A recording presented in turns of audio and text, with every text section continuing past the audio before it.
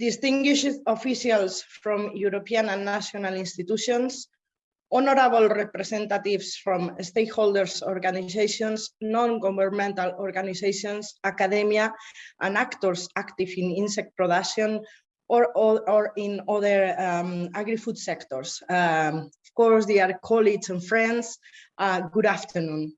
It is a privilege to welcome you to this IPIFF thematic webinar entitled EU Authorization of Insect Proteins in Poultry and Swine Feed, Opportunities for More Resilient and Sustainable Agri-Food Supply Chain. Following the entry into force of the authorization of insect processed animal proteins, PAPs, in poultry and pig feed from earlier this month, we wish to take this opportunity to shed light on the implications of this approval, as well as on the opportunities arising from this major milestone for our sector. The recent developments in the area of insects as food and feed are the testimony of the motivation and ambition of our sector, but also the hard work since the establishment of our sector in Europe. One important element that helped us to progress is, in my view, the efficient multi-stakeholder collaboration we engaged in since the creation of IPIFF back in 2012. Therefore, today, we will be joined by speakers representing the European Commission as well as key actors active along the agri-food supply chain. These experts will provide an institutional and market perspective on the main theme of our webinar, but also answer questions which you might raise in the Q&A box of the event. Wrapping up, I take this opportunity to thank you for joining our event and to express my gratitude to all speakers who accepted our invitation. I personally look forward to a fruitful dialogue throughout this event, and I look forward to seeing you in one of the future IPIFF events. So now I will pass the floor to our colleague, Christophe, the IPIFF Secretariat General, who will be moderating the discussions for this event. So Christophe, thank you, and the floor is yours. Thank you very much for these introductory words, Adriana. And I wish to join you in welcoming our participants and in thanking all of you for taking part in this webinar. My name is Christophe, and I'm in charge of the Secretariat of the International Platform of Insects for Food and Feed, better known as IPIFF. I would like to say a few words about our organization by way of introduction. So as you could see on your screen now, IPIFF represents the interests of the European insect producing sector toward the European institutions. As you can see on that screen, our members are composed of companies active in the production of insects. We also have amongst our members academic actors and other operators who are active along the production chain. We are today 79 members, mostly originating from the European Union. So about IPIFF, again, what I would like to say is, as an EU umbrella organization for the insect sector, we are playing the interface between operators producing insects or insect-derived products on the ground and EU policy institutions in trying to contributing to shape the EU policy and regulatory agenda. As EU umbrella organization for the insect sector, we are also contributing and trying to support the actors on the ground in explaining the EU legislation and EU policies applying to their activities. That's precisely the scope of our event today, where we'd like to shed some light on the EU authorization of insect proteins for pig and poultry feed. And as IPIFF, we will do our best to meet your needs and wishes in this respect. At least we have strived to mix in the best possible ingredients, starting with our speakers. So I would like to ask our guests maybe to turn on their camera, and I would like first to introduce our first and keynote speaker, Fabien Schneegans from the European Commission, who will then be followed by António Tavares and Paul-Henri, who will respectively speak on behalf of the European Farming and Agri-Cooperatives Organization and of the European poultry meat sector. Finally, Christophe Trespeuch, who is an insect producer, will be closing the discussions, and we will speak in his capacity as chairman of the IPIFF working group on feed hygiene and animal nutrition. We have nice speakers. We also have hopefully a nice program, and our speakers have supported us in trying to develop this program, which you should see on your screen now. So first, we will start by trying to explain the main inputs and changes introduced by this new regulatory reform, which we were referring before, for the authorization of insect proteins for pig and poultry feed. And after that, the two following speakers, so António Tavares and Paul-Henri will shed some light or try to explain what are the expectations from the livestock sector in Europe and from the poultry meat sector at EU level when it comes to the potential use of these new protein sources in the future. And finally, Christophe, as I said, will try to shed a bit more of light on the potential of our sector. Within a few seconds, I'll leave the floor to Fabien so he could start speaking and showing his presentation. But before doing so, I would like to inform you about a few practical rules.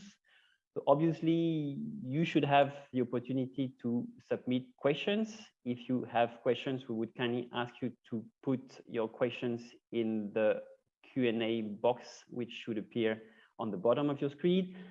Please specify your name, your affiliation, and above all, to whom your question will be addressed. So right after Fabien's presentation, we will take 5 minutes for questions.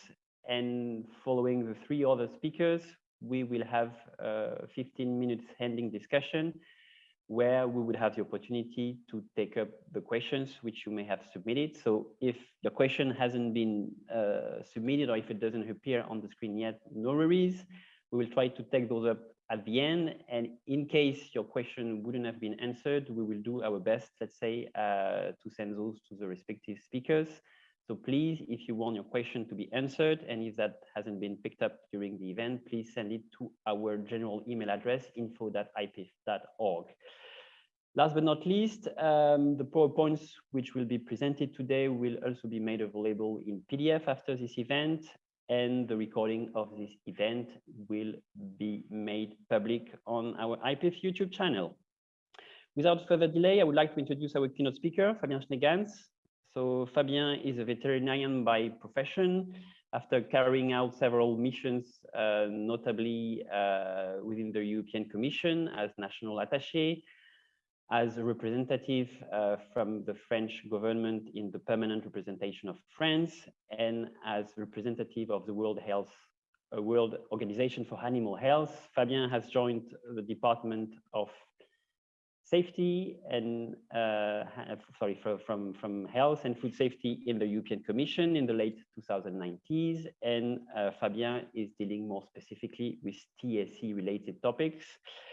And Fabien, last but not least, has been heavily involved in the EU discussions which have led to the authorization of insect proteins for poultry and pig feed. So there's probably no better speaker than Fabien to guide us through this major reform for our sector. So now, Fabien, the floor is yours. Thank you.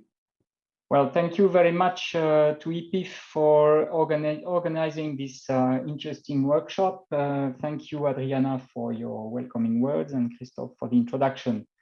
It's a very pleasant opportunity for me to explain what we achieved a couple of weeks ago. So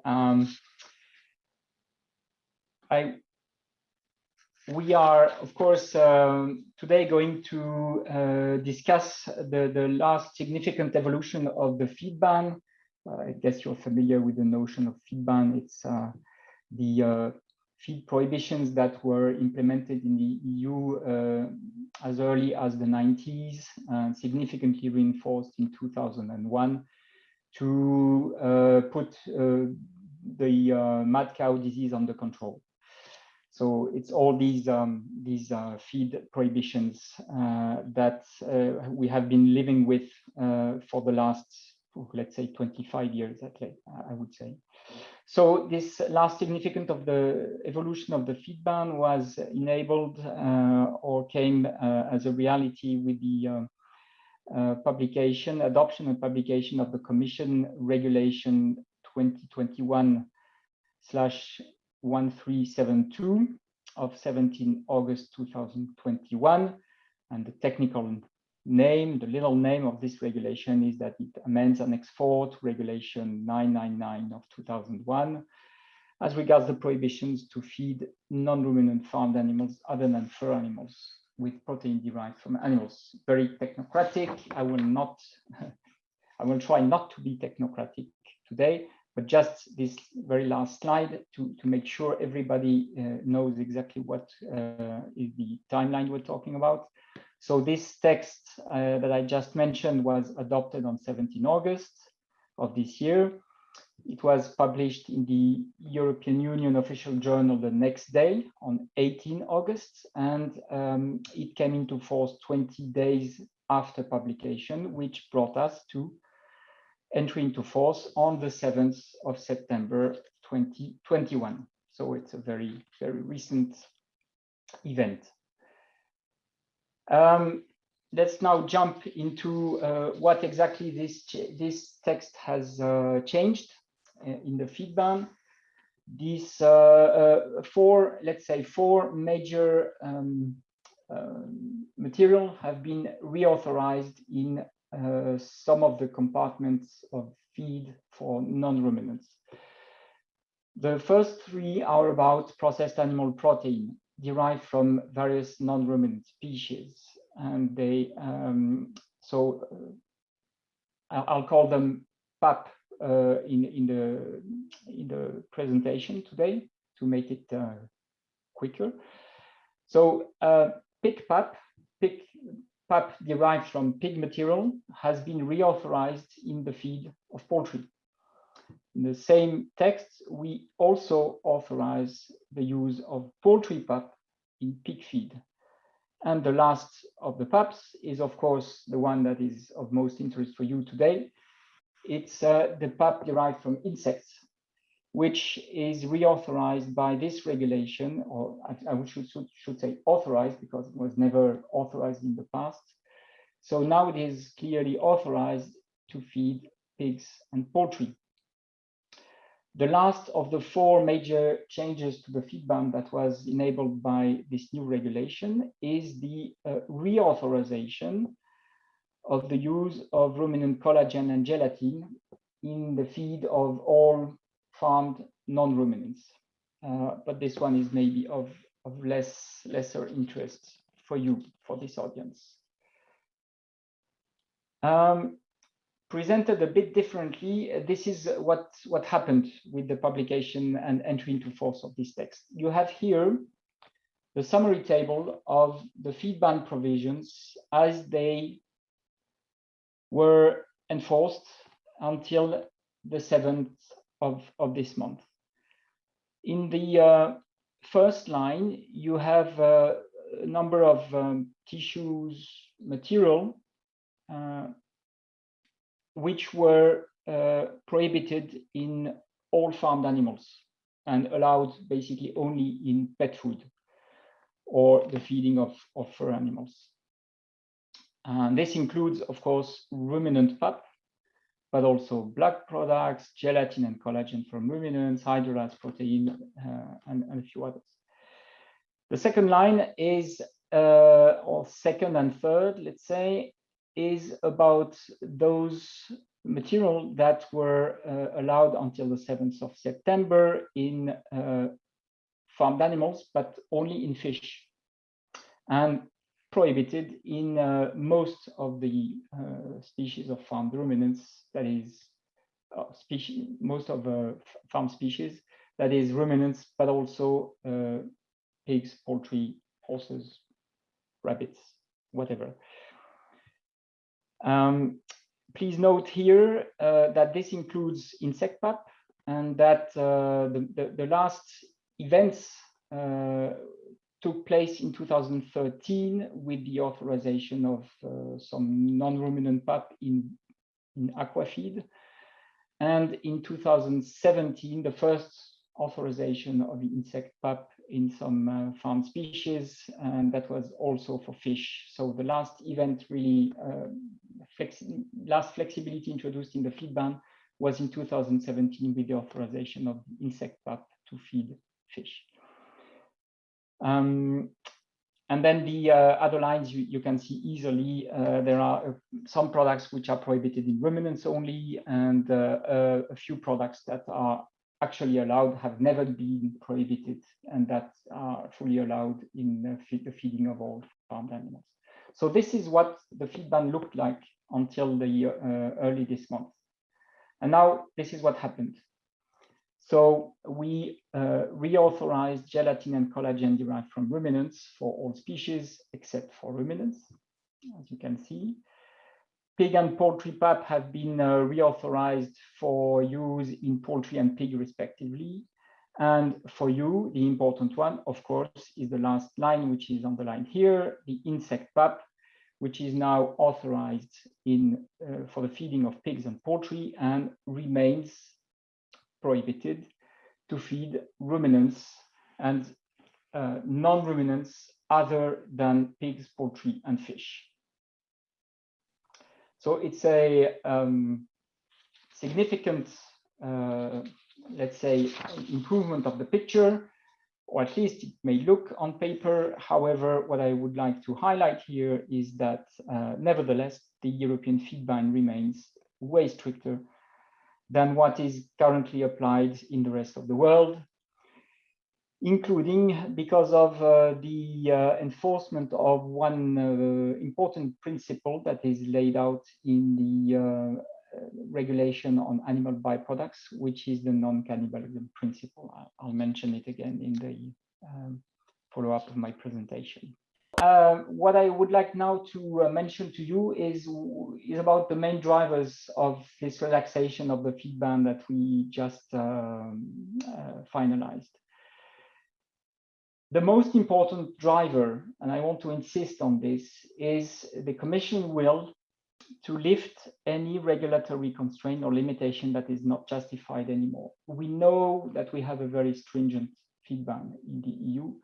It is way stricter than what is being applied in the rest of the world, and way stricter than the international standard as regards the feed ban. And therefore, we know that this feed ban weighs pretty heavily on our sectors and our producers, and we are very keen on reviewing and changing anything that would not be scientifically justified anymore. So that was really the main driver of this whole exercise.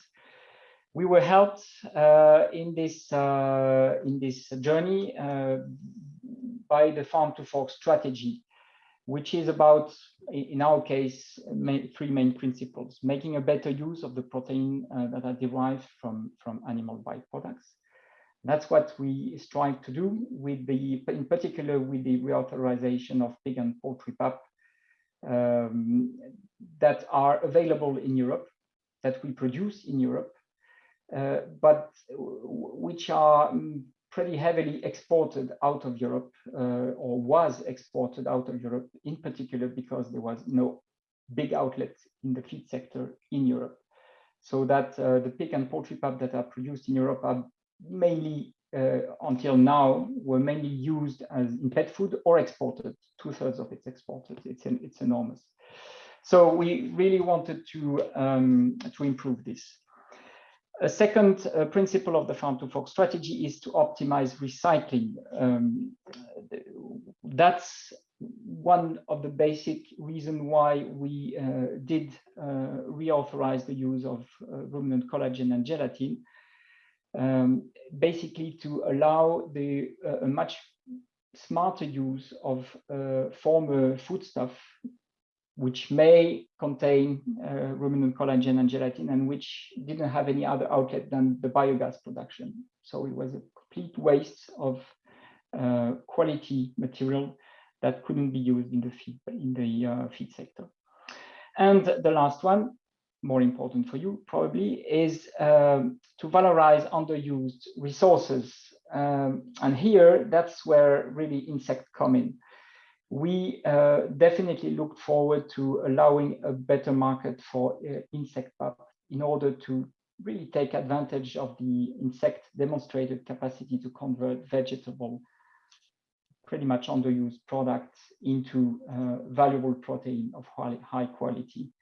So that's also thanks to this impetus of the farm to fork strategy that we were able to reintroduce the idea, or introduce the idea to allow a broader use of insect PAP.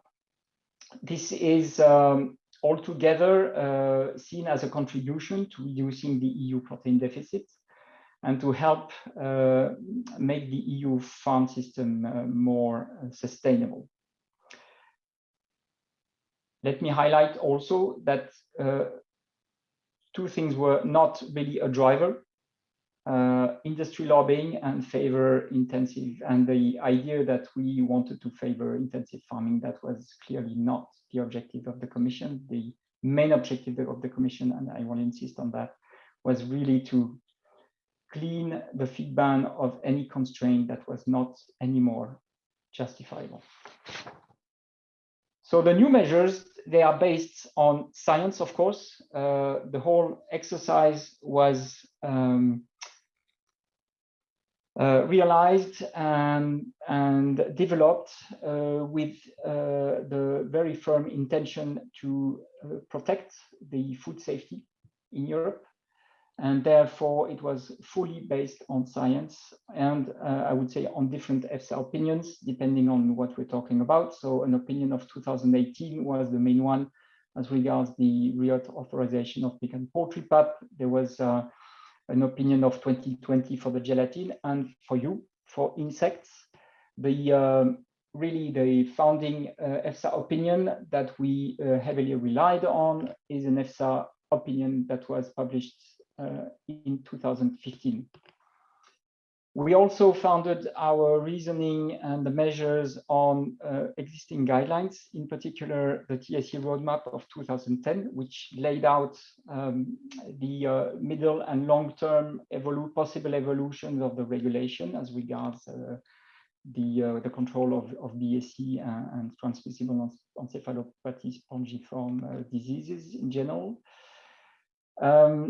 We also made sure that the BSE, of course, that the BSE situation in Europe was favorable. And here I must emphasize that the last BSE case in Europe was in 2016, 5 years ago. No classical BSE for the last 5 years in Europe.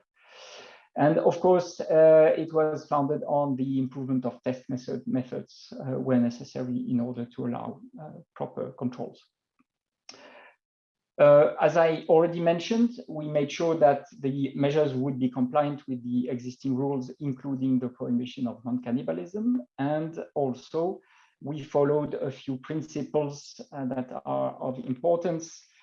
The fact that we didn't want any ruminant PAP to be allowed in non-ruminant feed. Also, that no non-ruminant PAP, including insect PAP, would be allowed in ruminant feed, in the feed for ruminants.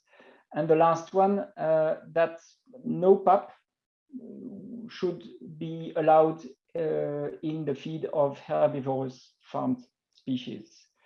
And that includes also insects.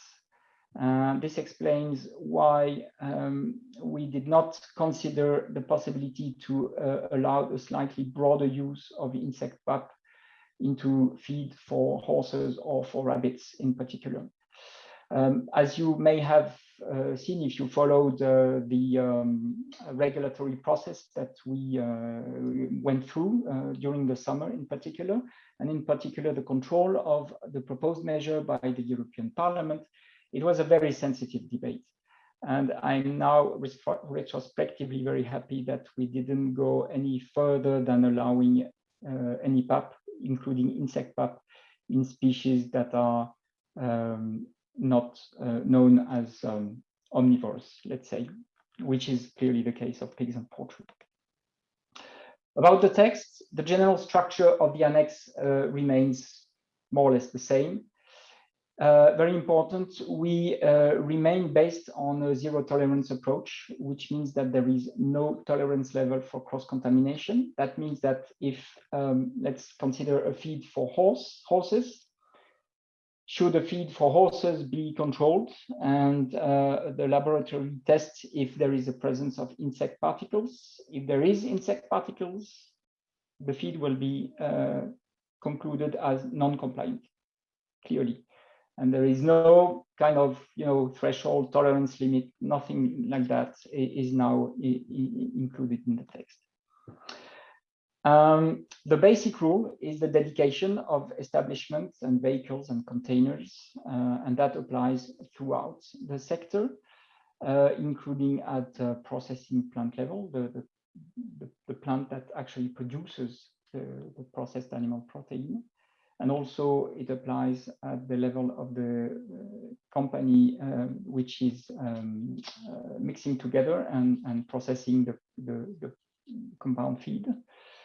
But even if there is this basic rule of dedication of establishments, some derogations are envisaged at each step, and they are usually conditioned by the existence of dedicated lines, particularly in the production processes, the processing of the PAP or the processing of the compound feed, and or it is based on approved cleaning procedures, storage and transportation. In any case, these derogations are submitted, the request must be submitted to the local authorities, and they are the ones who will consider if the conditions are met and if a specific authorization can be given to slightly move away from the basic rule of dedication. That applies to the processing of insect PAP as well. As we have included in the text the possibility to have a derogation to the principle of having, for example, insect processing PAP plants dedicated to insects. There is a possibility that a plant is producing insect PAP and some other kind of PAPs. That's embedded in the text. That was actually a request that we received from the Austrian authorities to have this kind of derogation. So I just wanted you to know about that derogation. Main point of attention, I got two actually. The first and probably the most important one, in particular for you in the insect feed industry, is to be very, very careful about any risk of cross-contamination at all stages of the production. So as regards insect PAP in particular, I would strongly advise you to keep away from any kind of ruminant material and to channel your products in the very specifically in the feed sectors for aquaculture, pigs and poultry. That's where the insect protein are fully allowed. So that's important. The cross-contamination is the most important thing we have to think about. Also, an attention on the tests and controls. It's quite clear that the addition of the pig and poultry PAP adds a significant layer of complexity for the laboratory control of pigs and poultry feed.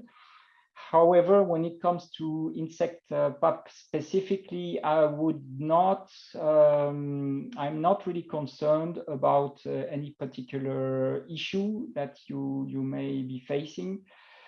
as the controls for you guys will be really should be conducted by the competent authorities on the feed for species where insect PAP are still prohibited, and that would be really mainly ruminants, horses and rabbits. That's really what comes to my mind. So when it comes to feed for pigs, poultry, aqua feed, there should be no particular issue for insects in terms of control. The next steps, very quickly on the short term, we are finalizing, we're really working hard with the network of official laboratories with the finalization of a method, of a laboratory method for the detection of the presence of insect particles. This is something that was not achieved until now, and with this new relaxation of the feed ban, it really becomes important for the competent authorities which are in charge of the controls to be able to lean on the laboratories to detect the presence, if necessary, if there is any, of PAPs derived from insects. There was no specific method until now. So we are really working hard on this. It will be a light microscopy method, which is specifically targeting insect particles. And this method should be made official, let's say, by the beginning of next year. So pretty quickly. But I think that's good news for you, as it is a method that will detect really specifically insect particles, and there is no risk that you get mixed up with any other sources of processed animal protein. On the medium term, what I see as very important is an adjustment period to the new rules that will have to be followed by the industry and the competent authorities. Both or every actor actually will have to adjust. It's going to be a process for, I guess, a few months, so that everybody gets familiar and knows how to play with the new rule. We may be considering a restructuring of the annex, which is a bit difficult to read today. It's really very technical and sometimes possibly a bit confusing for non-specialists. So we would look at making it a bit more simple. And in the long term, we'll have to see if we can move away from the zero tolerance policy, but that is not sure. It will depend on some technical achievements that we have to make, in particular in terms of method, control method. And it will also depend on the political will or willingness of the Council and the European Parliament to accept this, which is not a given, clearly. This regulatory achievement is a happy end, I guess, for everybody. It was a pretty long process. I mean, we've been discussing this, maybe not for insect, but at least for pigs and poultry PAP, we've been discussing this for the last 10 years. So it's been complicated, but I think that we definitely now have the foundation for a safe use of these PAPs, in particular the insect PAP in the feed of pigs and poultry, and that this safe foundation is now laid down. So we in the Commission do hope that you as an industry will be able to make the best out of it for the good of the European Union. Thank you very much for your attention. Christophe, I turn it back to you. Many thanks, Fabien, for these words. The message has been passed, I think, and I have no doubt that your detailed explanations have contributed to clarify, if not all, most of the questions the audience may have around this authorization of insect PAPs for pig and poultry feed. Still, we have a couple of questions. Before I open a few of those, I would like to remind our participants that if you want to submit your question, please don't forget to mention your affiliation. So maybe I will take two questions at the same time, if if that works for you, Fabien. And we had, I think, a question from Rafael and another one from John. We're asking, and I hope you could see it on your screen, we're asking about the possibility to use whole insects for poultry and pig feed. So the difference between whole insects and processed animal proteins derived from insects. And we had another questions about the possible use of insect oil or insect fat as feed for poultry and pig feed. I don't know if you take over those. Yes, I fully understand the questions. I'm a bit sorry because I'm maybe not the best placed to answer these two questions, as you need to understand that my purpose in the Commission is to work on the feed ban, which is laid down in accordance with the regulation organizing the fight against bovine spongiform encephalopathy. I'm not in charge of animal feed in general, and therefore I'm not a specialist of the feed regulation as such. My focus is really on the feed ban, and the feed ban is about processed animal protein. Whole insects, insect fats are not part of the PAPs, and therefore they're not in the remit of my job. I'm very sorry for that, Christophe. What I propose is to actually forward the questions to my colleagues, which are in another unit, and who deal with feed, and we will get back to you with an answer on both. Yeah, sure, that's okay for you. I'm sorry again for not being able to reply. Yeah, we'll do that. I think it's important that we have a clear and detailed answer about those topics. What we know, but we're not 100% clear about that. But from IPIFF side, it seems to us that insect oil or fat are authorized as feed for farm animals. When it comes to whole insects, so insects which would have been treated but not processed or ground in accordance with EU legislation, those would be authorized for non-food producing animals, but not for food producing animals. But maybe that's something you could, indeed double check with your colleagues. That would be very much appreciated. I have another question, and I'm sure you have the answer to that one, Fabien, which is about whether the EU legislation allows poultry PAPs in poultry feed, and same for pigs. Just a question from Philippe, who was wondering about those possibilities. So can you feed poultry animals with poultry PAPs? The very simple answer is no, absolutely not. Poultry PAPs are now allowed in aquafeed and in the feeding of pigs only. And for pig PAPs, they would be allowed in aquafeed and poultry only. I mean, this is because of the compliance with the non-cannibalism principle, which clearly prohibits poultry from eating poultry-derived material and pigs from eating pig-derived material. That's a basic garde-fou, we would say in French, that was embedded in the EU legislation in 2009, actually in the animal byproducts regulation. That was the vehicle for the introduction of this notion in the legislation, which is a founding piece of the legislation on feed in Europe now. So we absolutely need to meet this, and this explains why poultry are not allowed.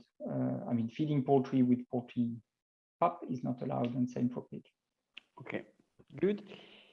If we have 1 minute left, since we have you with us, Fabien, there is also this question from John, who was asking, if not mistaken, whether you could feed insects, farmed insects, on manure or slurry. I think that's also an important topic, and it's maybe you have some elements about that.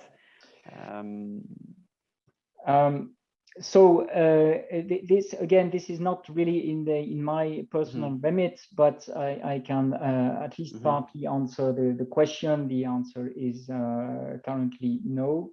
I know there are discussions which are ongoing between the industry and the DG SANTE, but these discussions are not over, and they are, as I would say, they're not easy discussions. In particular, you have to consider that any animals that is raised in the food chain, including the raising of insects to be further processed into PAP to feed farmed animals, that's part of the feed chain. One of the principles that we have in the EU is that the waste cannot be used as a feed material, and therefore manure, which is waste, today cannot be allowed in the feeding of insects to be later included in the feed chain. So the short answer today is no, this is not allowed, but yes, discussions are ongoing at another level. Great, that's crystal clear. Many thanks. Due to time constraints, we'll have to stop here. I'm afraid I was surrounded by a huge flow of questions. So as I said before, we'll do our best, let's say, to pick those up at the end of our conference.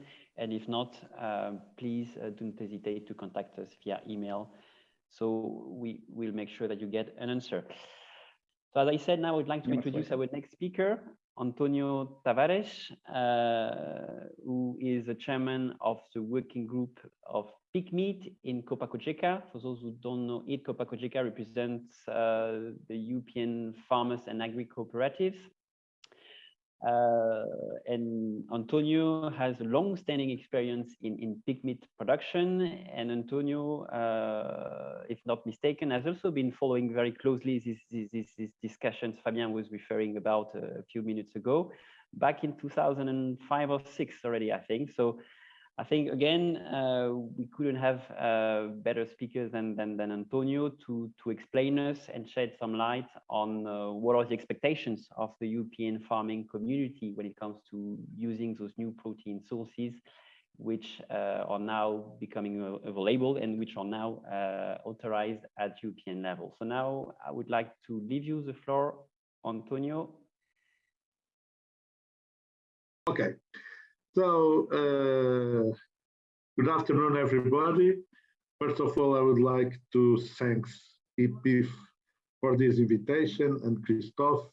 I know him a long time ago in Copa, and for me, it's a big pleasure to be with you and discuss this matter of PAPs, because it's a very important topic for me. On the last 20 years, maybe, I can say around 20 years. As Christophe said, I'm the president of the pig meat of Copa-Cogeca. So to start my presentation, we must always say some words about Copa-Cogeca. Of course, Copa-Cogeca is, as we say, the voice of the European producers and cooperatives in the EU, in Brussels.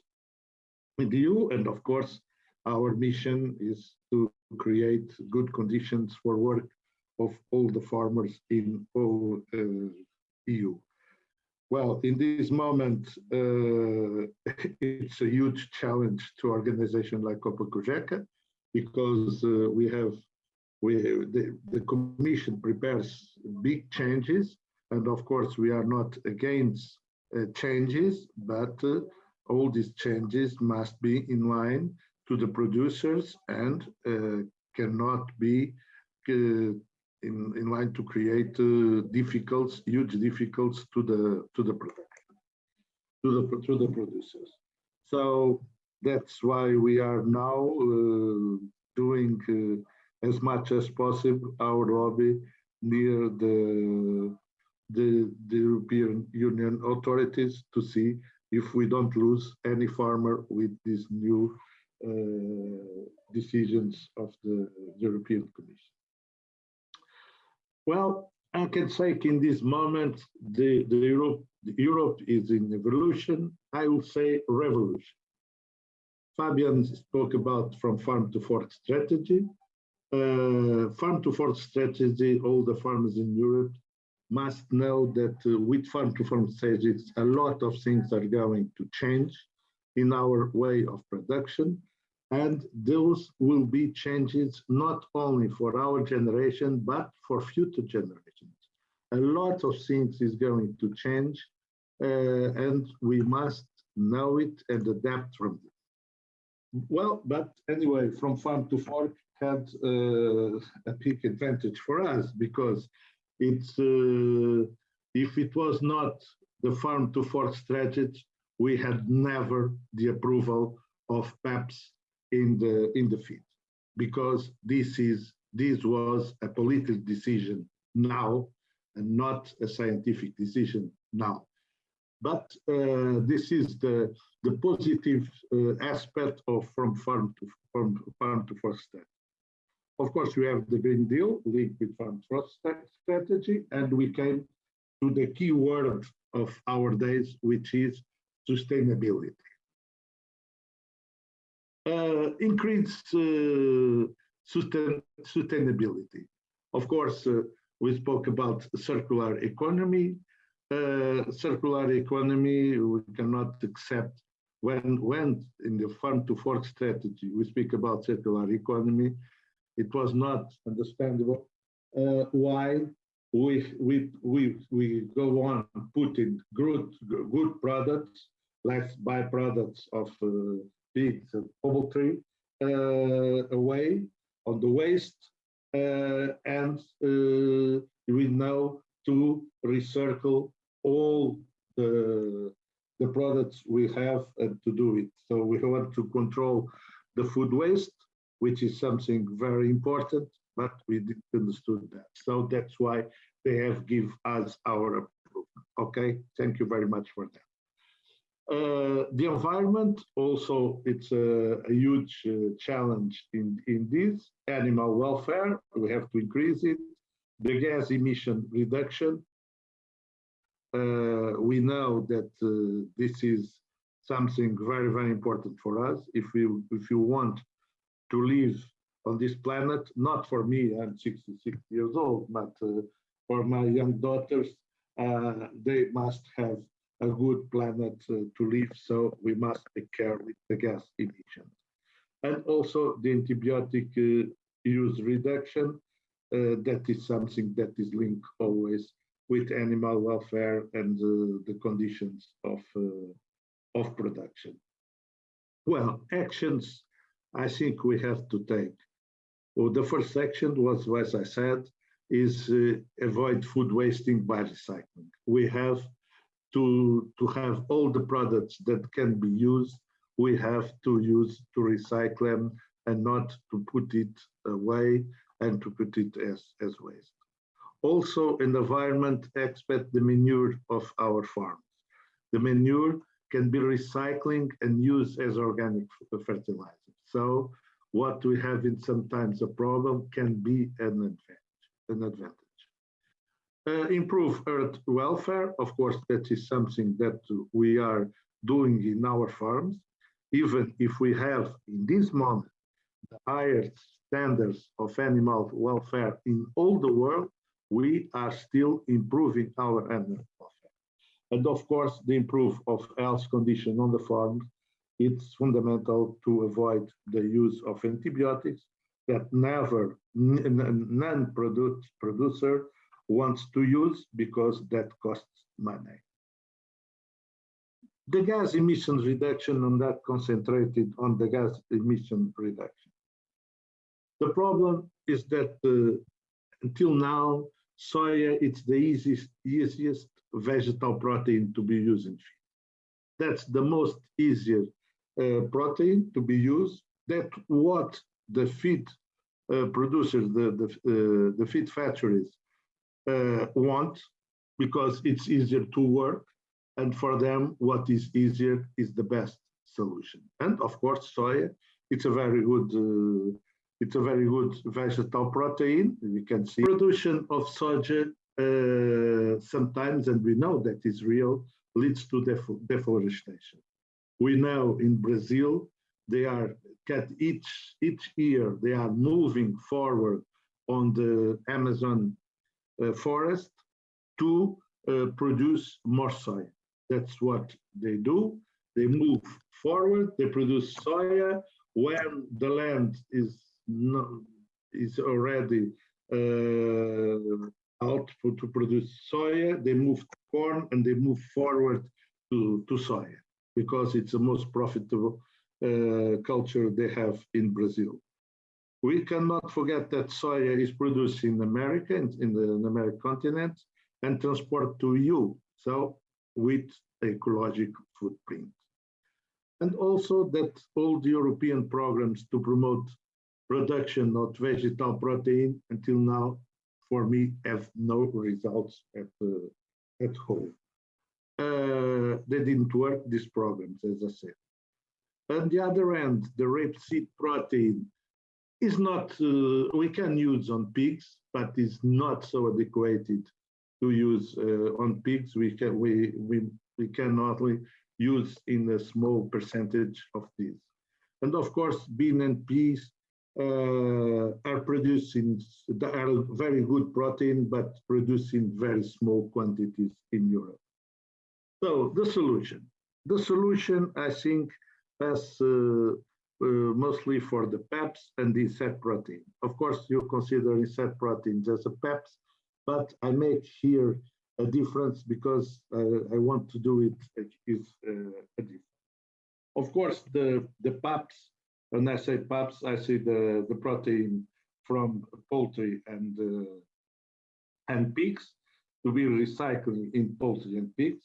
Of course, we had that question of why not use protein from pigs in the pig's feed. This is a decision of the European Parliament, a very old decision of the European Parliament, which is against cannibalism. But pigs and poultry are cannibals also. If a pig dies in the farm, the other ones will eat him. And also poultry is quite the same. But okay, they have decided for the cannibalism. I can accept that it's not a problem for us.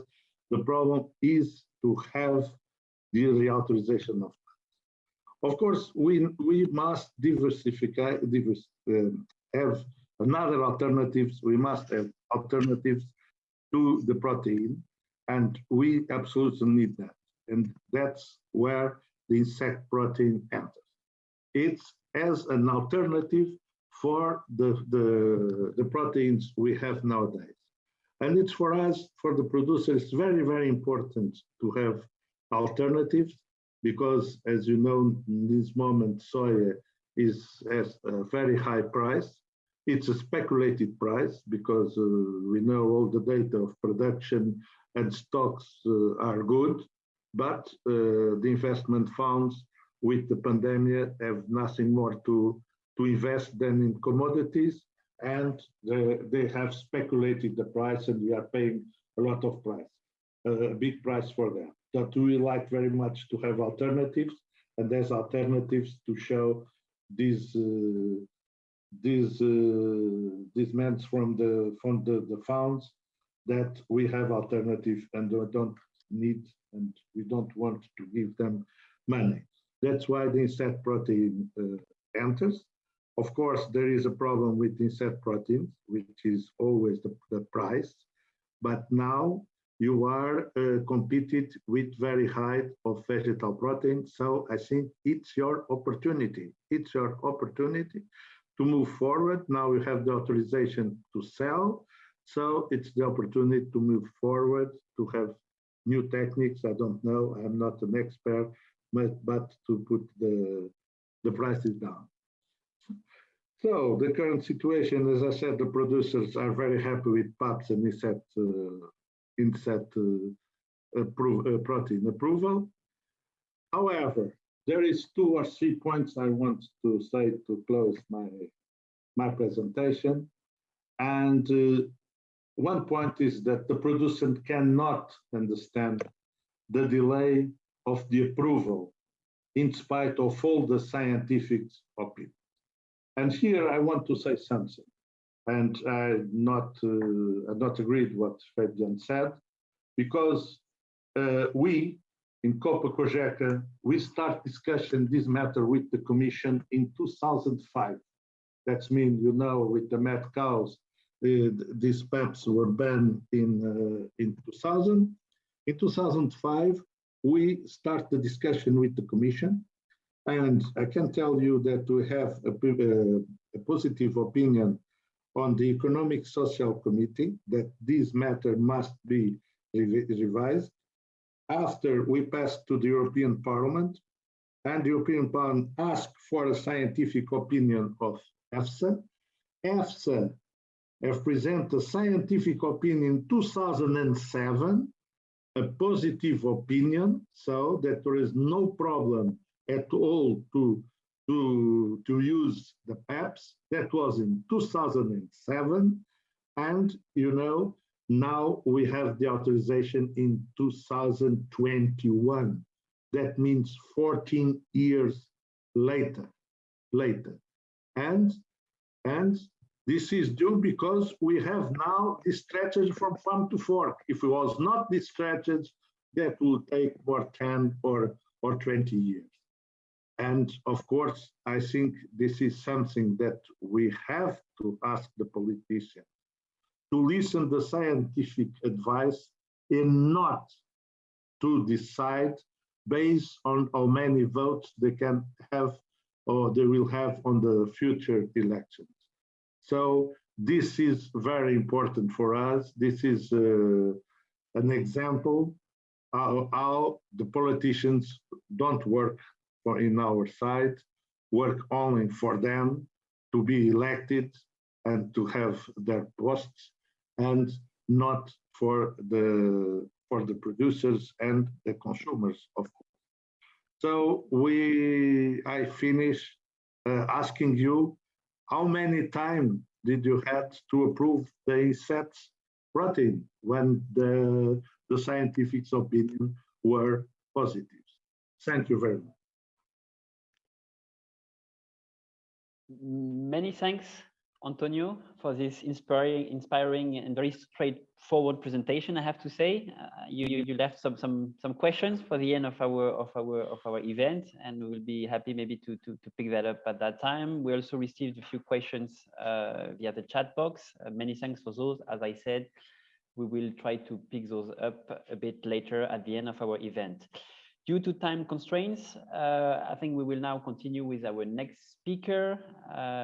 We will bring us further downstream into the production chain. And here I will invite Paul-Henri Lava on the floor. Paul-Henri will discuss about the benefits and challenges associated with the possible use of insect proteins by poultry processors in Europe. A French citizen, Paul-Henri holds an engineering diploma as well as a master's degree in political science. He joined AVEC, so the EU Association for Poultry Processors and Poultry Trade, back in 2012, and is now a senior policy advisor, dealing in particular with issues relating to environmental sustainability, quality, and trade. Paul-Henri, the floor is yours. Thank you very much, Christophe. I will already share my screen. I hope you can see it. So yes, indeed, my name is Paul-Henri Lava. I'm Senior Policy Advisor in AVEC, and it's a great pleasure to be here with you to present the perspectives of the European poultry meat sector on the use of insect as feeds and to describe the opportunities we could have to respond to some rising consumers and societal demands, and hopefully to increase the competitiveness of the EU food sector. I will start very quickly with introducing AVEC and who we are. So AVEC is the Association of the Poultry Processors and Poultry Trade in EU. We have 19 members in 17 EU countries. I say EU, but we also have one British member. We have kept them as associate member, and we are very pleased for that. And we represent 95% of the European poultry meat production. We directly employ over 370,000 people, and very importantly for us, poultry meat is produced in 25,000 family farms who contribute to the dynamism of the rural areas in Europe. The total production value of the EU poultry meat sector is 38 billion. And our exports are worth 2 billion euros, which represent 1.6 million tons exported every year. The EU is the third largest producer of poultry meat in the world. Well, that was with the UK. Without the UK, we are fourth.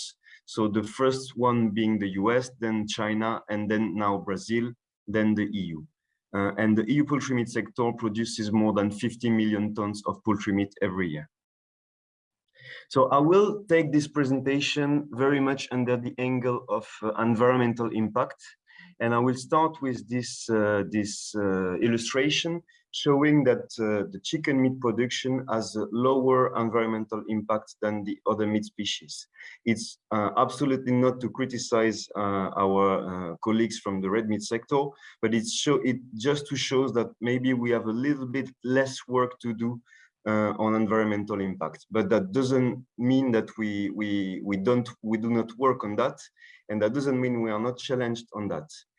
And we get pressure first from NGOs, and here you have an example of a campaign that was raised by Greenpeace a few months ago.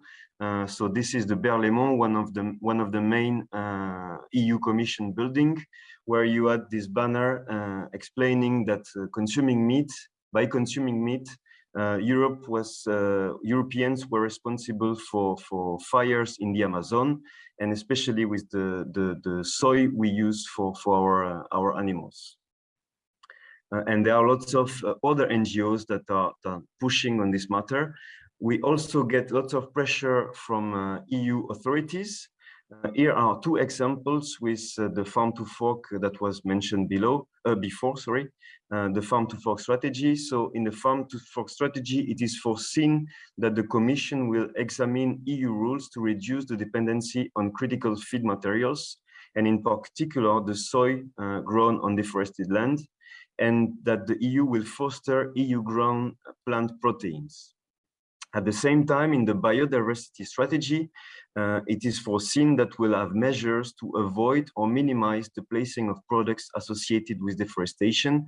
And of course, for us, the soybean we use as protein feed is directly concerned by those measures. So we can say that we feel some pressure both from NGOs and both for the authorities.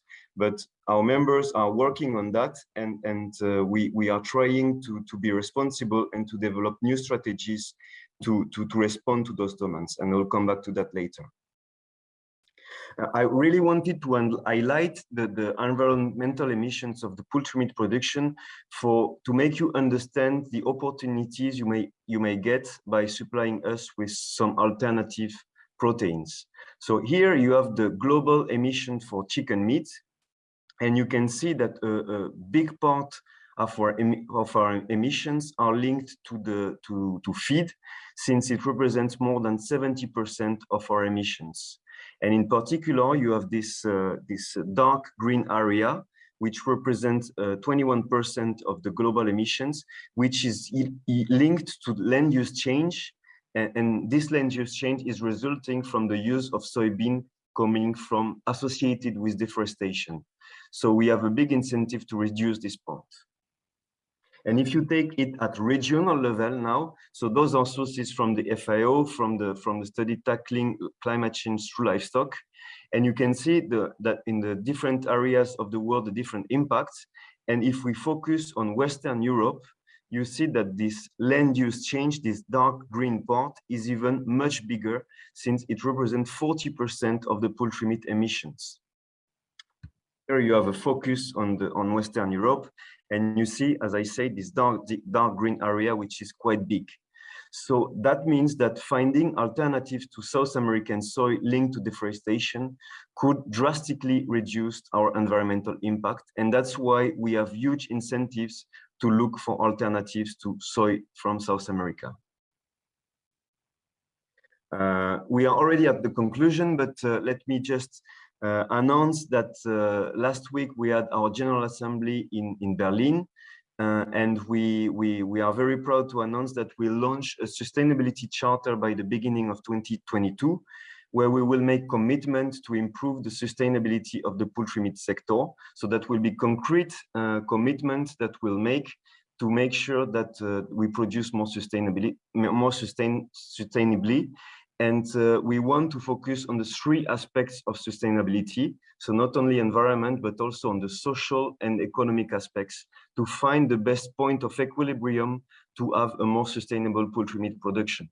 And of course, as part of this exercise, we'll have to improve the impact of our feed, and we'll have to reduce or to find alternatives to this consumption of soy associated with deforestation.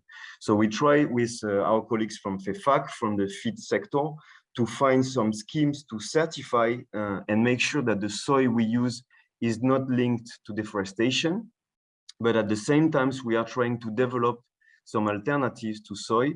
And of course, insect as feed is a great opportunity for us.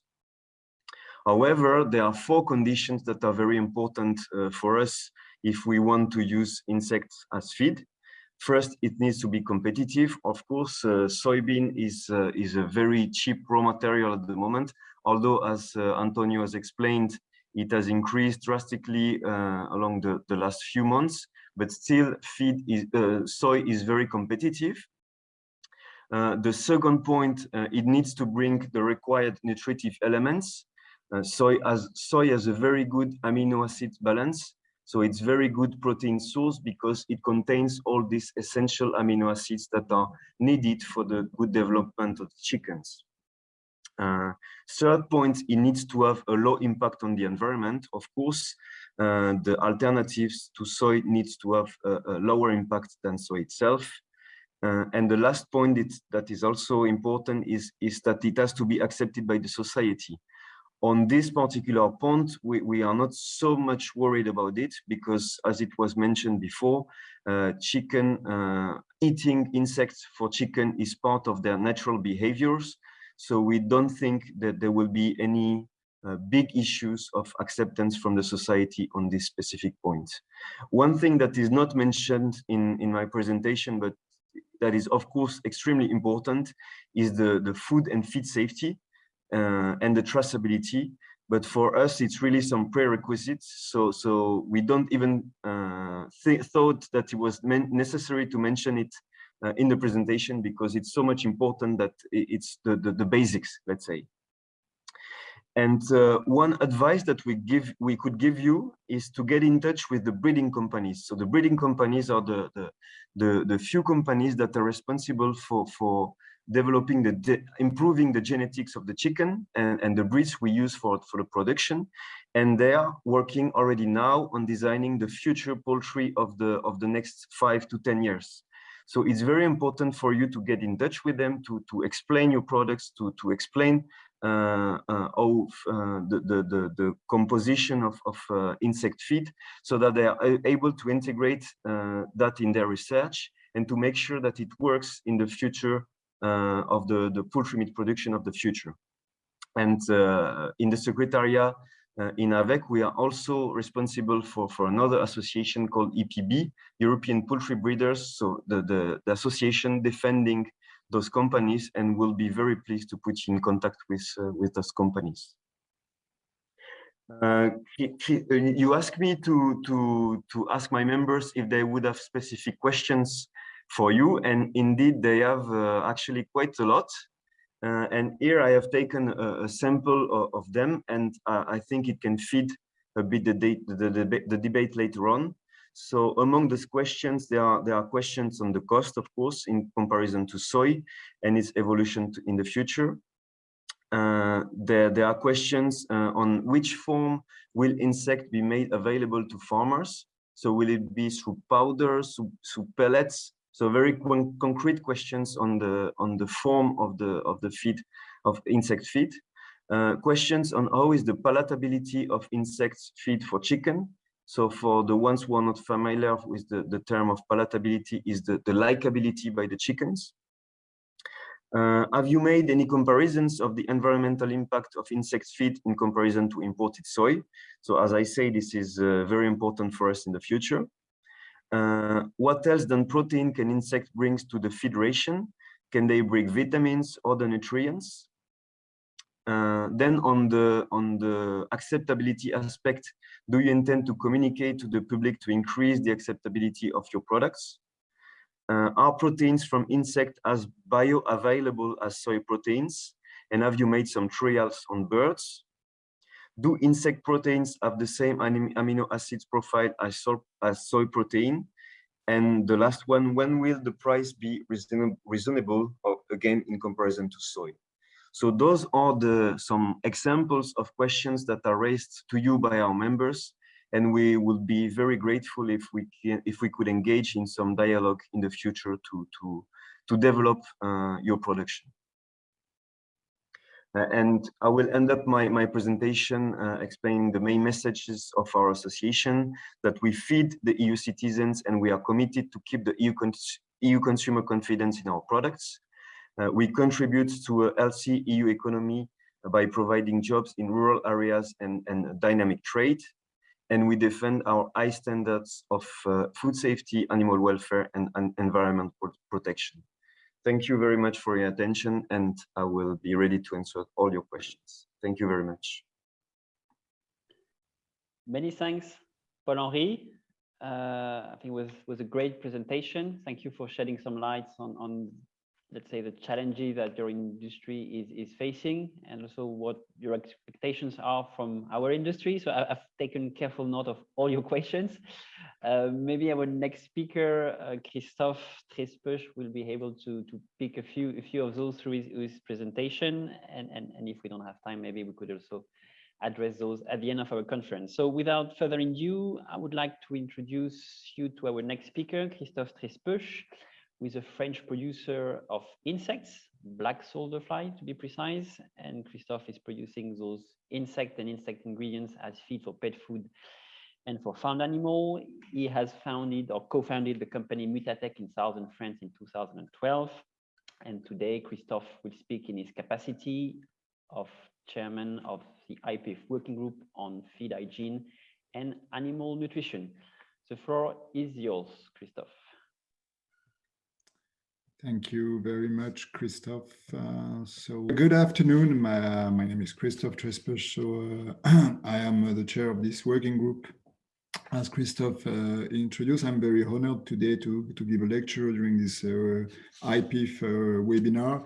And I'm going to introduce somehow the perspectives related to this new authorization for the European insect sector. My presentation will be composed of three parts. I'm going to say a few words about the general context of this insect sector, and to explain why this is a major milestone, this feedback relaxation. And I will say a few words about the benefits of insect feed products, trying to answer to the question raised already by the speakers on this afternoon. Actually, as regards the context, this insect sector development is inspired, is based from something which exists in nature, which is the bioconversion made by insects. This is their role in the nature, or at least for some of the insects. And due or thanks to this capacity, this new industry is about to try to answer to some major challenges, such as the growing food waste, as you probably all know, which is a major issue, that 20% of the food produced is wasted, represented some millions of tons of food every year in European Union. The second aspect is the EU dependency on imported food and feed products.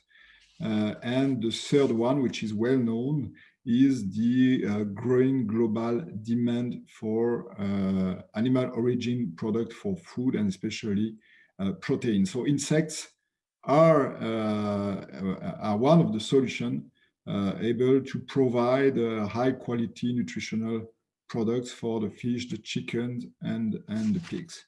As we are used to say in the IPIFF platform, the circularity lies at the heart of insect farming.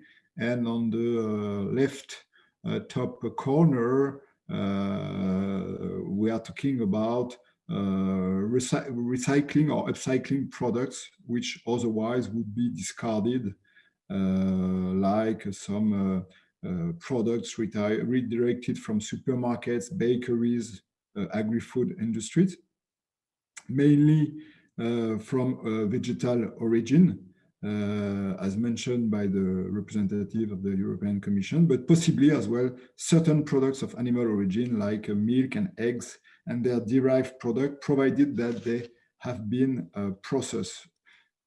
Some examples: breweries, grains, wheat brown, fruits and vegetables could be this type of products that insects can recycle. And this is the base of I would say, the main interest as regards the lower environmental footprint of insect production, which was somehow raised by previous speakers.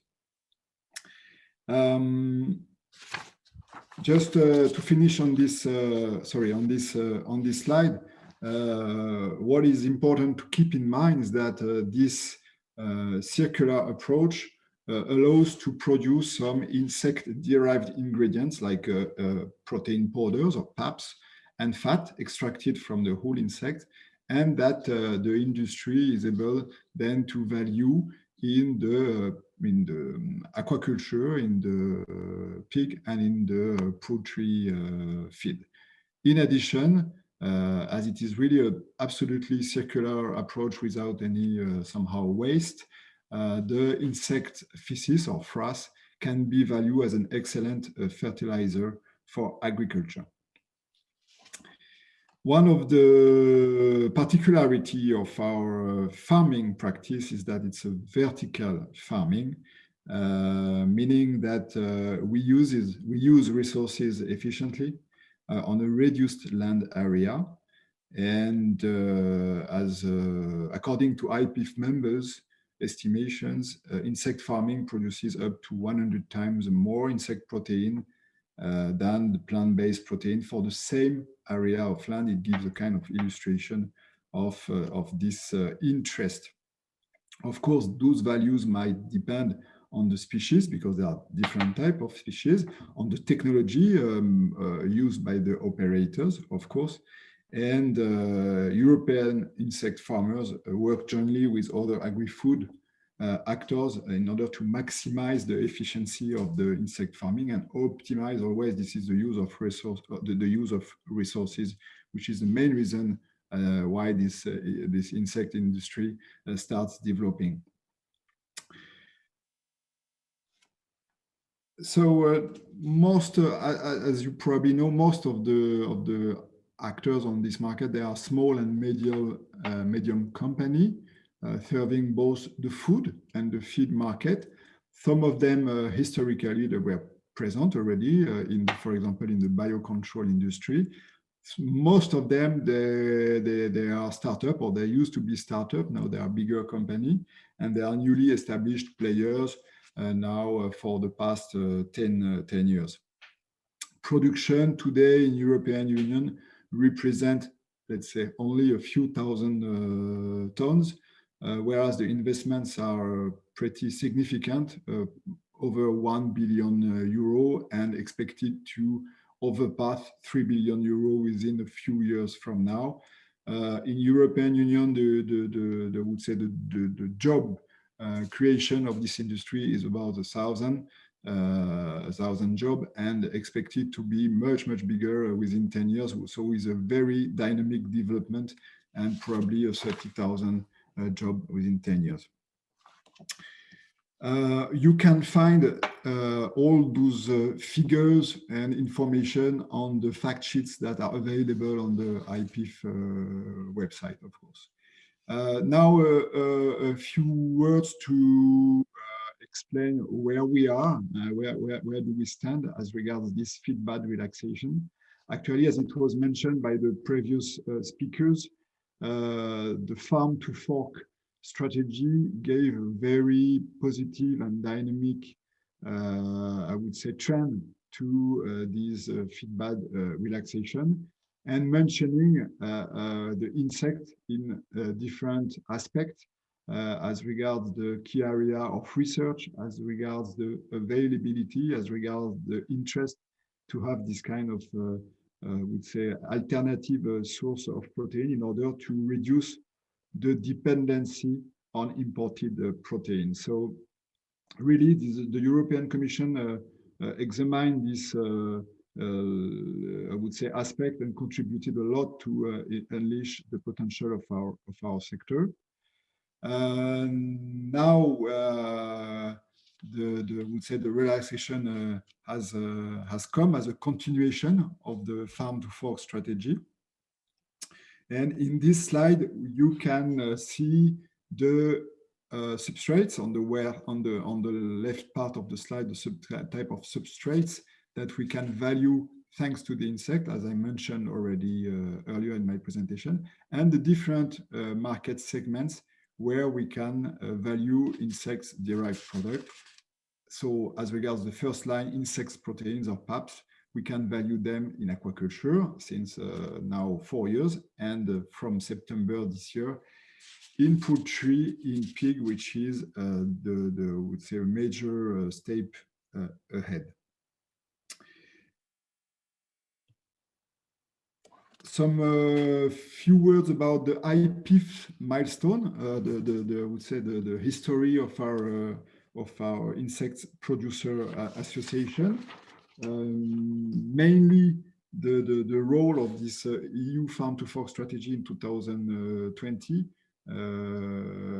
which somehow opened new policy reforms like novel food authorization that we got in 2021 for some insects and some players, as well as the establishment of the EU harmonized standards for the insect frass. And back 6 years ago, one of the major step or event was this EFSA risk profile opinion that somehow concluded about the safety that we mentioned earlier this afternoon, the safety of this type of farming and PAP production, provided, of course, that certain conditions are met as in any type of animal farming. So what would be the benefits expected from the completion of these EU regulatory milestones? Actually, IPIFF published a market fact sheet, as I mentioned earlier, that you can have access to on the status and development of the European insect sector and the capacity of this sector. Of course, beside this new possibility to introduce insect PAPs in the poultry and pig market, one of the major topics would be the development, hopefully, of organic standards and the development of insects in organic farming, as well as the diversification of substrates authorized for insects farming. I mean, former foodstuff with meat and fish, because those two possibilities or two opportunities will play a major and significant role in the possibility to upscale production capacity and hopefully impact positively I would say the price positioning of the insect meal as it was raised a little bit before. So in terms of presence of the insect product on the market, of course, a significant part of those volumes are going to pet food, and it should probably continue growing within 3, 4, 5 years, and step by step aquaculture, then poultry with laying hens and broilers as well as pigs will use more and more and will somehow take a higher part, a higher market share of the insect PAPs availability on the market, provided that such regulatory opportunities that I mentioned before will be unlocked. As regards the organic standards for farmed insects, or at least I would say the future development, we believe that this EU regulatory milestone that we are talking about will have a snowball effect contributing to unlock some other regulatory opportunities. Actually, today, the European Commission is considering developing standards for insects under the new organic regulation, and work will start from 2022. One of the prerequisites was the entry into force of this basic legislation called horizontal legislation, meaning the authorization of insects in poultry and pig. And as well, good to mention that there are still some derogation for poultry and swine juveniles that may use the part of a non-organically certified feed. So once again, a contribution paper, which is mentioned on the slide, is available on the IPIFF website. Then there are different factors that can, I would say, that we have to keep in mind, as the Rabobank mentioned in its report in 2020. The main drivers, let's say, they are the cash flow investment, because still it is an industry which needs to develop strongly. The consumer acceptance, as it was mentioned by the previous speaker. On this aspect, we don't have much worries, let's say, because the surveys showed that the acceptance was pretty positive, and the further exploring of the functionalities and the nutritional benefits that I'm going to talk a little bit later. As regards the two main, I would say, applications that we are talking about, poultry and pigs, they look a bit obvious because insects are part of the natural regime of those animals. The insects, they have an amino acid profile that quite corresponds to the needs of this type of animals, and that's one of the reasons that those insects are eaten in the nature by poultry and pigs.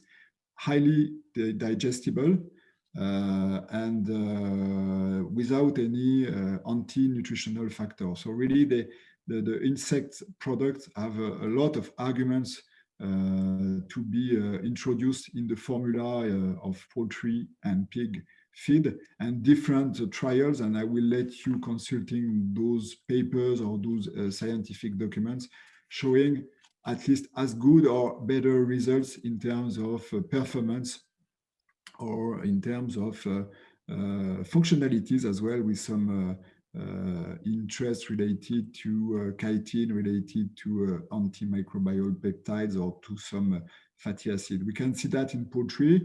We can see that as well in the pig. Scientific articles, a little bit less of articles, but now it starts coming, especially around the presence of lauric acid and its antimicrobial interest.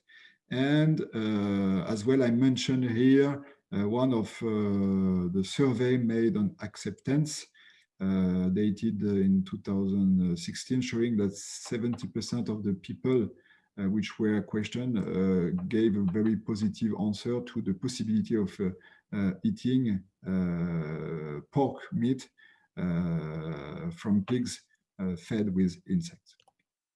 The final slide is about my conclusion that insect sector is expected to become a major link in the European agri-food chain within 2030. One of the important points for us since many years is to, I would say, strengthen the collaboration between insect feed producers and all type of partners of innovator. The development of functionalities and the immunostimulatory properties of insects is one of the important, I would say, field of research now. especially in the perspective of reducing the use of antimicrobials. And finally, as I said before, the contribution to the growth of the organic farming is something that really we want to contribute to. And all those developments, of course, would depend on the unlocking of the new regulatory opportunities that I mentioned before, especially the new feeding substrate. I thank you very much for your attention, and I am at your disposal for answering questions. Many thanks, Christophe. So I think we are slightly behind schedule, but still we want to keep 10 or 15 minutes for our ending Q&A session. So I would maybe ask our speakers to join me on the virtual floor and to activate their camera, which they've done already. Many thanks for that.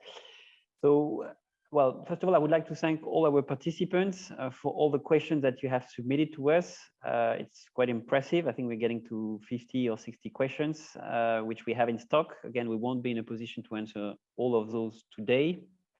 And I have to say that I, in an arbitrary manner, selected a few of those. But again, we will be happy to answer those via email after this event. If you allow me, maybe I would like to start with a topic which we haven't really touched upon or not in detail today, and which you should see now. It's animal welfare. And I would like to pick up this question from Camilla from Ento Group for Animals, who is asking if there's a risk that insect protein for feed sustain conventional intensive farming, contrary to the objective of the farm to fork. An Outlook report from the European Commission for 2030 would have predicted that cheap insect meal could lead to that.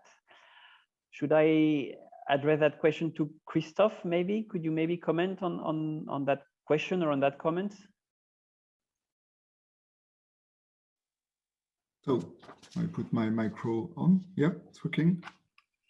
So the question, if I understood well, Christophe, is about animal welfare. Yeah, at least for our part in I would say in the insect industry, and maybe I will let the other participant to complete my my words. We consider that in spite of the absence of EU legislation on insect welfare, it's an important topic, and as IPIFF, it's our role to encourage the good practice. We are talking about that in our working groups and then in our committee, promoting good welfare practices in husbandry, transport, and point of death and insect well-being. So somehow the approach in terms of diagnostic, in terms of actions, is I would say somehow a little bit conventional. We try to raise, we try to deal with all the questions like freedom from hunger and thirst, freedom from discomfort, and so on and so on. And as regards, I would say the answer, they might be slightly different, because we have to somehow to keep in mind that vertebrates and invertebrates are fundamentally different, and that we have to respect each species somehow needs. So then in terms of answer, it's a little bit different. So further research would be developed, certainly, and IPIFF, I would say, would probably contribute, and always would say reminding the highest standard of animal welfare, as I mentioned before. Very clear. Thank you. Maybe any of the other speakers from the downstream of the chain, let's say, would also like to pick up on that one. Otherwise, we have quite a number of questions in stock, as I said. But yeah, António, Paul-Henri, or maybe Fabien, if you want to pick up on that one, of course, you're more than welcome. Say just a few words, Christophe, if it's fine for you. Just to say that in our view, conventional production is fine because it's based on EFSA scientific opinions. It's based on rules, and we have the highest the highest welfare standards in the world. So we think it's fine to produce the way we produce. Of course, we are always trying to improve, and our members are developing more and more segmentation, so offering also products with more welfare. But of course, we need to have some demand for those products, and maybe something that is difficult for understand to people, but more welfare is also very often associated with more environmental impacts. Organic, for example, leads to much more emissions than conventional production for the same amount of products of kilo of meat that you produce. So it's very important when we talk about sustainability to have all the three pillars of sustainability in mind. So the social aspects and welfare, but also the environmental impact. So it's very important that we combine those three aspects to find the best point of equilibrium, and that's what we want to do. That's what AVEC tries to do in its sustainability charter. Clear. Many thanks. I'm looking at António. I have a question for you, António, but you may wish to answer that one as well. I think Paul-Henri said exactly what I think. I don't see any conflict with from farm to fork strategy on by feeding the pigs with insect protein. On the other hand, it's what from farm to fork says. That's it. Recycling, taking care of recycling, avoid gas emissions. Don't buy so much. And you know, we heard Commissioner Timmermans who always said and wants to stop import soya from Brazil because it's deforestation, is the footprint for the transport of the soya. So if you want to stop, if you want to stop that, that is because he wants to use insect protein in the feed for sure. Clear. So I think this other question might fit you very well as well then, António. I think there was this question from Joko Knau, who was asking, well, what is Copa-Cogeca doing to promote the large-scale use by EU farmers of PAPs to diminish in the end the use of South American soy? What are we doing? Look, as I said, we started in 2005 fighting for the reintroduction of PAPs. That is unanimity in our group that we must have PAPs approved. So we can do no more than that. Everybody wants that. Clear. Many thanks. I think we had a few other questions on a slightly different, but also related subject. And one was asked by Nicola, who was asking, from your experience, are pig feed producers only willing to switch to PAP if they can beat the soy price, or do you see some functional benefits in PAP that would justify a price premium for PAPs compared to the conventional protein ingredients? I guess that Christophe and António could respond to that one. If you allow me, go ahead, start, António. because I was speaking, so I go on.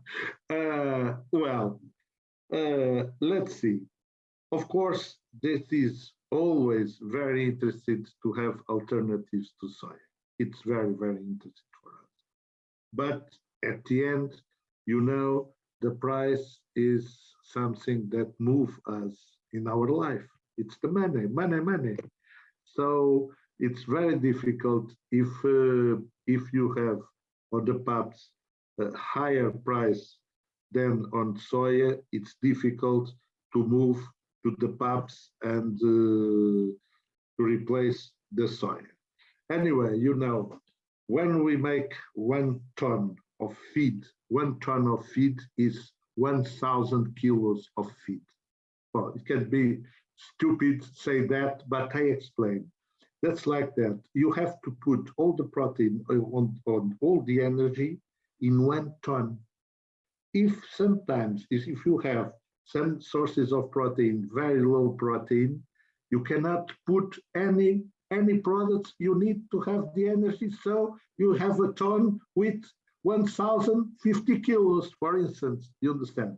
But if you use products with a high protein, you have a flexibility to use another product, and like that you can use low-cost products and have 1 ton with 1,000 kilos. You understand me? It's a little, it seems a little stupid, but it's like that. Clear? Maybe even if that wasn't asked by our speaker, but maybe we could make a parallel between pig meat producers and poultry producers, including processors. Maybe Paul, you have some comments or some. The question, if I've understood, was why would we pay a little premium for insect feed compared to soy? Mm-hmm. I mean, of course, as António explained, we are very much driven to by price, because we are commodities, and it's difficult there is strong competition. But at the same time, as I said, the market is developing with more and more segmentations.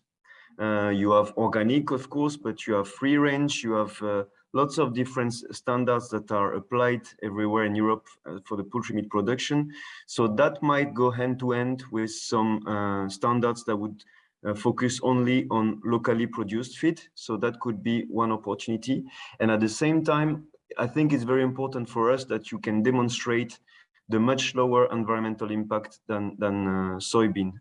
And this really is a challenge a bit for you to come as soon as possible with some studies demonstrating that the impact on the environment is much lower, and that could maybe in some aspect justify a higher price for us. But as I say, still we are very much driven to cost, and feed, it represents a much biggest part of our production cost. So if we can reduce feed costs, we are more competitive and we earn market shares. So yeah. Pretty clear. Thank you, Paul. Maybe Christophe, you want to react to that. I think there was also relating to that subject another question raised by Elena, who was asking about well, in the end, talking about costs, price, what is the cost of insect proteins and fats in the medium long term. I think you mentioned those, Christophe, a bit in your presentation, but maybe you can elaborate a bit on that and depicting about telling us a bit more about the long or mid-term perspective for our sector in this respect. Yeah, thank you, Christophe. I mean, yes, to complete the comments from our colleagues Paul-Henri and António. Of course, one of the somehow explanation of the price difference is that the industry is very young, so investments are heavy, as I mentioned before, and investments are done in order to have the most sustainable way of producing protein. So this is why there is this somehow this price difference, which is not obviously I would say the definite big barrier, because we can imagine that to use at some reasonable inclusion rate at some specific stages of pig or poultry farming, some insect meal for some would say particular reason in terms of health benefits, as I mentioned before. So many scientific programs are running now in order to demonstrate that, and of course the sustainability and the naturality and the innovation somehow has a cost that at this stage is quite important. As regards the future, definitely the perspectives are to be as competitive as possible, and one of the would say the possibility to decrease this cost is the development of our industry, the development of the substrates that we can have access to, because somehow the cost of insect farming as well is related to the feed, as in any animal farming, and providing that we can use somehow larger volumes of food waste, it might have a positive impact on the price, I would say, besides the improvement that we are going to do on a technological point of view and on the size of our farms.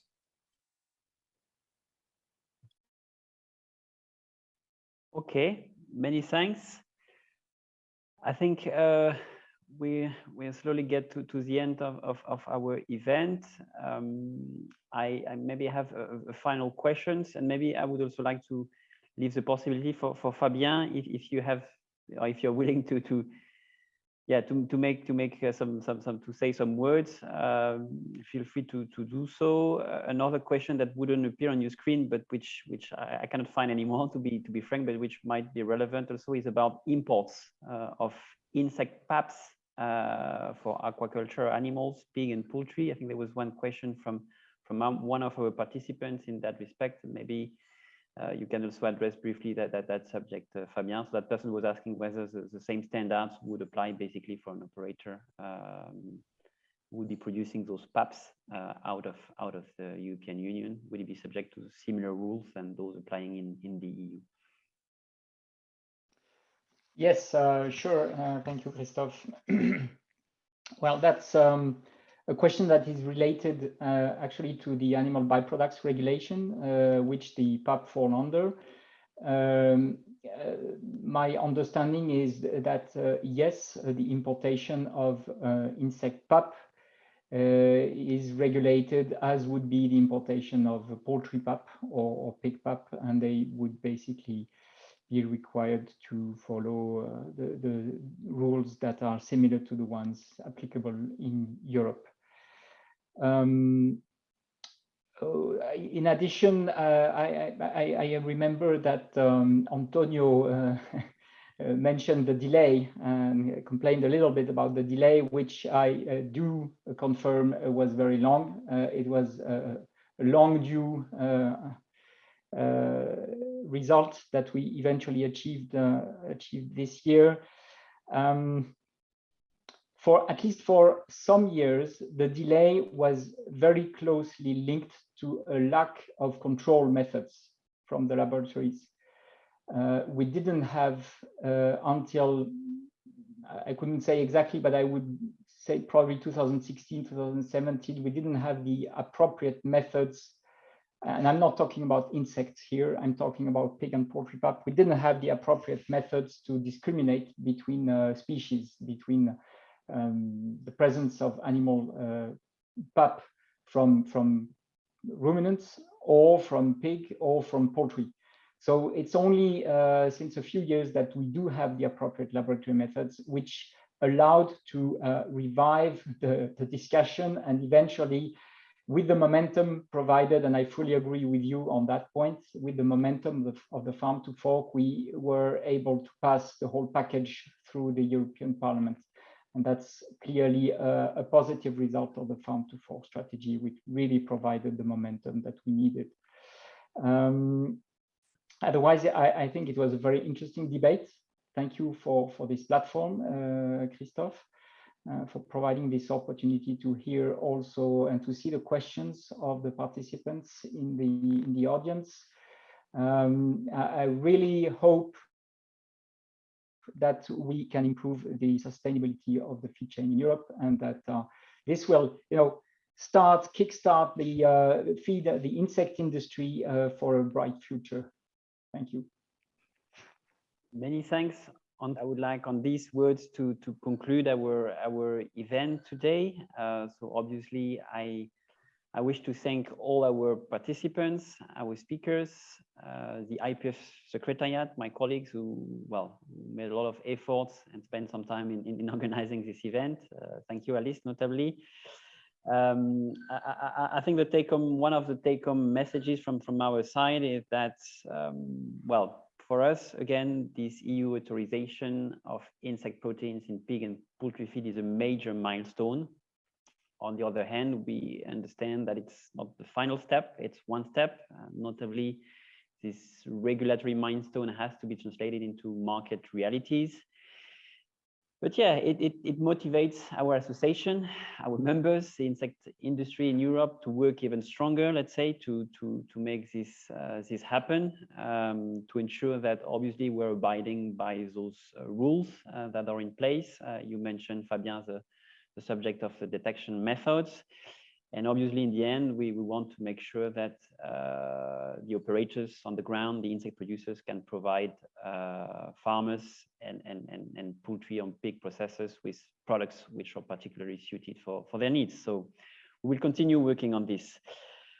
So again, I wish to thank you all for your participation. As I said before, the presentations will be made available on our website very soon. Again, we didn't have a chance to pick up all your questions, but if you send us an email, we will try to make sure that you could get an answer to those.